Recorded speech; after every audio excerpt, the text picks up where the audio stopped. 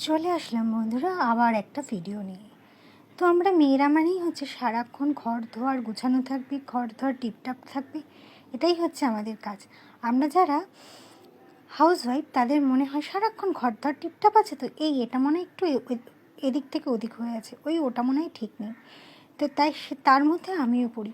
আমি সারাক্ষণ ঘর ধোয়ার টিপটাপ করে রাখতে পছন্দ করি।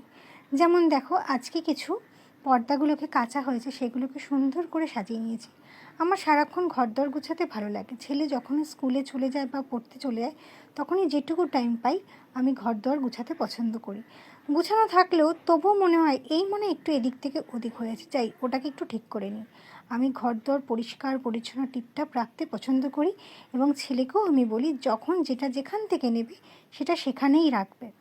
তো দেখো, ছেলে স্কুল যথারীতি চলে যাওয়ার পর সমস্ত ঘর দোয়ার টিপটাপ করে নিলাম, আর কিছু জিনিস এদিক থেকে ওদিকে সরিয়ে দিলাম। আমার এরকম মাঝে মাঝে মধ্যে ভালো লাগে এদিক ওদিক নড়াচড়া করতে। গাছগুলো একটু জল শুকিয়ে গেছিলো, সেগুলোকে একটু ঠিকঠাক করলাম। এই হচ্ছে আমার সারাদিনের টুকিটাকি কাজ।